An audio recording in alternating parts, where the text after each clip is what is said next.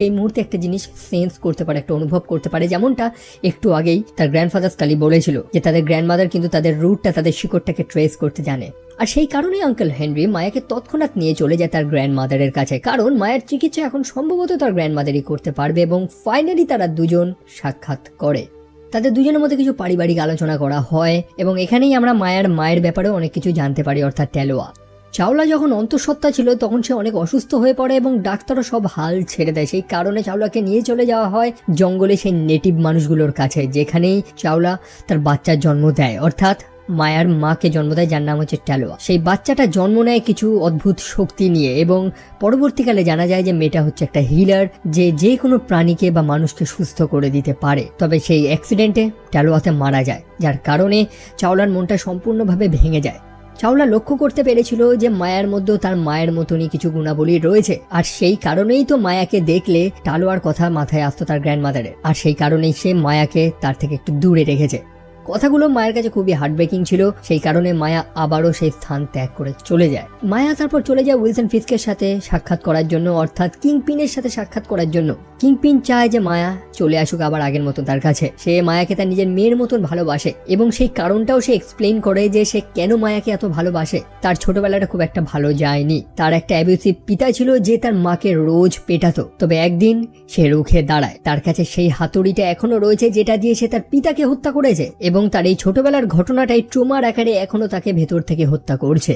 সে নিজে তো একটা ভালো পিতা পায়নি, সেই কারণে সে মায়ার কাছে একটা ভালো পিতা হয়ে থাকতে চায়। তবে মায়া আর তার সাথে থাকতে চায় না, মায়া তাকে ছেড়ে সেখান থেকে পালিয়ে চলে যায়, যেটা কিংপিং এর মাথাটা আরো বিগড়ে দেয়। 5 নম্বর এপিসোড অর্থাৎ এটার ফাইনাল এপিসোডটা শুরু হয় আর একটা ফ্ল্যাশব্যাক দেখিয়ে, যখন মায়া খুব ছোট ছিল। আমরা দেখতে পাই মায়ের মা অর্থাৎ টেলোয়া, তার মধ্যে একটা বেশ শক্তি রয়েছে। মায়া গুলতি দিয়ে একটা পাখিকে পাথর মেরেছে, তবে টেলোয়া সেই পাখিটাকে সুস্থ করে দেয় তার স্পর্শের মাধ্যমে। যেমনটা বলেছিলাম, সে একটা হিলার, তার মধ্যে শক্তি রয়েছে এবং এই শক্তিটা তারা তাদের সেই পূর্বপুরুষদের থেকেই পেয়েছে। ও বাই দ্য ওয়ে, আমি কি আপনাদের এটা বলেছি যে এই সিরিজটার ইন্ট্রোটা খুব দারুণ? হয়তো বলিনি। ওয়েল, শুরুতেই আমরা চাওলাকে দেখতে পাই যে স্কালির সাথে সাক্ষাৎ করতে চলে যায় এবং তার সেই স্টোর থেকে একটা পুরনো সেলাই মেশিন নিয়ে আসে, যেটার ব্যবহার করে সে মায়ের জন্য এক টাইপের ড্রেস বানাচ্ছে। অন্যদিকে কিংপিন, সে তো মায়াকে অত সহজে ছেড়ে দেবে না।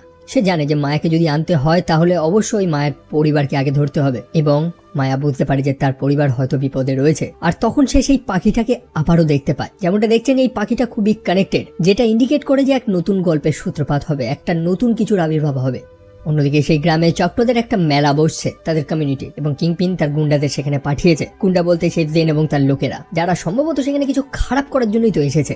মায়া তৎক্ষণাৎ তার বাড়িতে গিয়ে পৌঁছায় এবং দেখতে পায় যে তার কাজিন, তার গ্র্যান্ডমাদার, তারা কেউ নেই। তবে তার গ্র্যান্ডমাদার তার জন্য একটা ড্রেস বানিয়ে রেখে গেছে।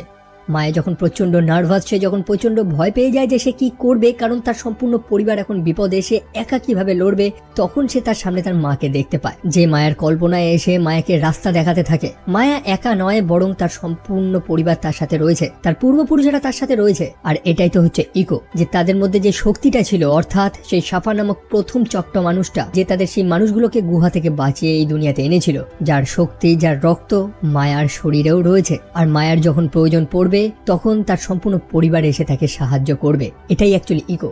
এবং গল্পের শেষে আমরা এরকমই কিছু দেখতে পাই, সেই সম্পূর্ণ স্থানটা, মানে সেই মেলাটা যেখানে কিংপিনের সব গুন্ডারা ঘিরে ফেলেছে, তারা মায়ের সম্পূর্ণ পরিবারকে আটকে রেখেছে। তখন মায়া কি করবে? ওয়েল, তখন মায়ের মধ্যে আমরা সেই শক্তিটা লক্ষ্য করতে পারি। মায়া যখন বিপদে পড়বে, তার পূর্বপুরুষেরা সেই মুহূর্তে এসে তাকে সাহায্য করবে, এবং আমরা সেটাই দেখি। শুধু তাই না, তার কিছু নতুন অ্যাবিলিটিসও দেখতে পাই, যে সে তার শক্তিটা ভাগাভাগি করে দেয় চাওলা এবং বনির মধ্যে, এবং তারপর সে কিংপিনের মুখোমুখি হয়, অর্থাৎ উইলসন ফিস্ক, যে বর্তমানে সেই ট্রমাটার মধ্যে দিয়ে রয়েছে।